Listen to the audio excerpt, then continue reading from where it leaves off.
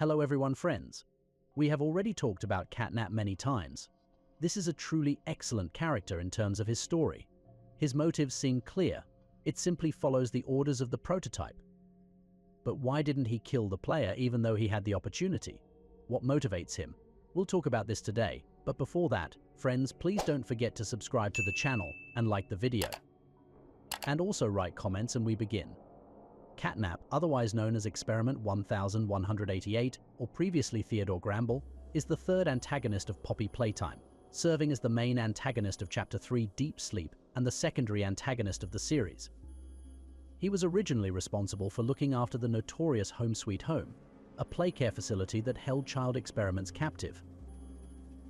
Experiment 1188 contained a non-lethal but potent version of red smoke in his respiratory system.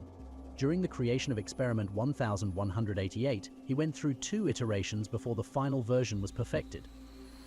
Following the rebellion of the victims of the Bigger Bodies initiative, Catnap had set up shop within Playcare until the eventual return of the player in 2005. With this return, Catnap was commanded to locate and defeat the player, recruiting a series of other monstrous experiments in Playcare in the process.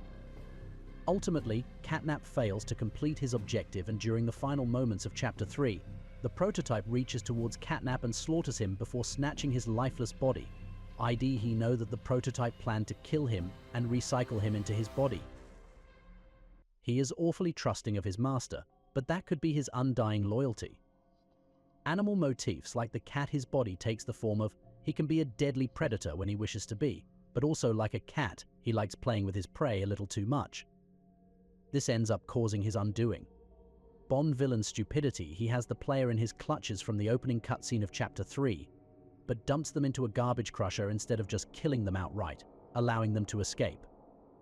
However, given that Catnap spends most of the time deliberately stalking the player after they escape, and Ollie confirms that he uses Playcare as a hunting ground when he desires to, it may actually be a case of this example contains a YMMV entry. It should be moved to the YMMV tab. Fridge brilliance, since cats are well known to play with any live prey they find before they eventually kill them.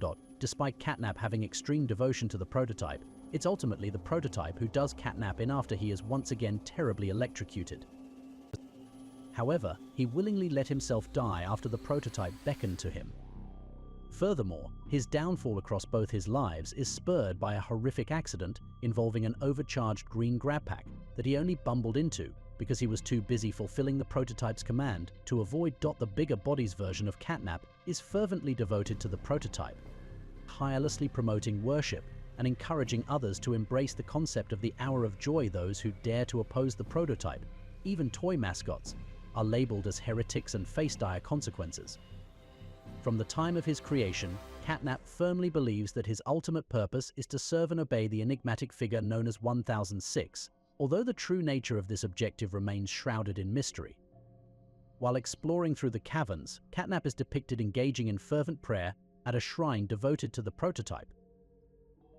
As the chapter reaches its conclusion, the prototype emerges and Catnap is shown kneeling, seemingly conveying his submission and loyalty to this figure of reverence. His devotion to 1006 is more likely an evolved version of the friendship between Theodore Gramble and the prototype. The prototype didn't tell Catnap to kill us. The only thing he needs to do is to watch us. And Catnap attacked at the end is just because we are trying to turn off the red gas machine. Therefore, the existence of the player doesn't affect the prototype's plan. Given his unwavering devotion to the prototype, Catnap exhibits zero tolerance for non-believers who work against his revered leader.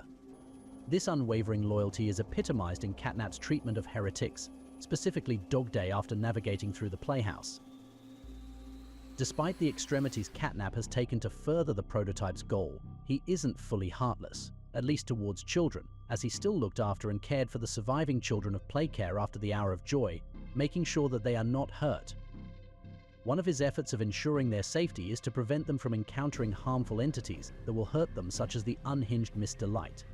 Perhaps he wanted to play with us after all, enjoy the player's fear and then kill him. But if this is so, then his death seems simply stupid. This is my theory. Quite creepy actually. Perhaps this is all the work of a prototype who doesn't want to kill us yet. But then he simply lost his main assistant. And I'll leave it at that. Friends, thank you for watching. Don't forget to subscribe to the channel, like the video, and also write comments. What does he think? Thank you and bye.